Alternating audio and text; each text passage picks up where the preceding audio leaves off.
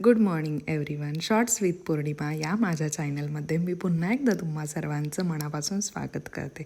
सकाळी उठणे हे कोणालाच आवडत नाही, मला देखील आवडत नाही, पण काय करणार, उठावे तर लागतेच. मनाची इच्छाशक्ती नसते, पण मन एकाग्र करून आपल्याला उठावंच लागते.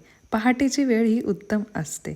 तसेच उशिरा उठल्याने कामांना होणारा उशीर, घाई गडबड आणि त्यातून होणारी चिडचिड हे सगळं झोपेपर्यंत मग आपलं संपत नाही.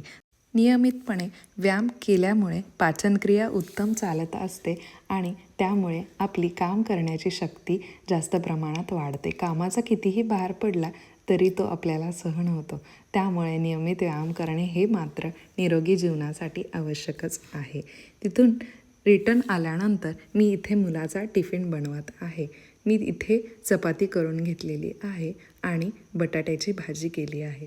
बटाटा हा आपल्या इंडियामध्ये सर्वाधिक खाल्ला जाणारा पदार्थ आहे. तो माझ्या मुलाला देखील रोज दिला तरी त्याला काही कंटाळा येत नाही. इथे मी त्याचा टिफिन भरून घेतलेला आहे. सकाळची गडबड खूप जास्त चालू असते, पण तो जाईपर्यंत माझ्या कामांना काही हात लागत नाही. फायनली तो गेलेला आहे आणि इथे तो बाय करत आहे. इथे मी माझे कपडे धुवायला लावलेले आहे आणि अंघोळ करायला निघालेली आहे. इथे मी स्किन केअर करून घेतलेला आहे आणि त्यामध्येच मला पार्सलवाल्याचा फोन आलेला आहे. पार्सल ओपन करायची एक्साइटमेंट मला काहीतरी वेगळीच असते आणि मी इथे कुर्ती बोलवलेली आहे. मला कमेंटमध्ये नक्की सांगा माझ्यावर ही कुर्ती कशी दिसत आहे आणि तुम्हाला देखील ही कुर्ती आवडली असेल तर मी याची लिंक तुम्हाला कमेंटमध्ये नक्की देईल. इथे आमच्या दुपारची स्वयंपाकाची तयारी सुरू झालेली आहे.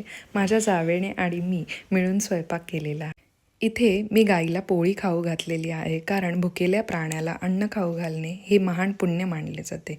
इथे दुपारचं जेवण झालेलं आहे. मी थोडा वेळ आराम केला आणि इव्हिनिंग वॉकला निघालेली आहे.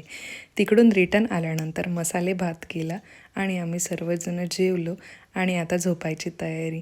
Thank you for watching.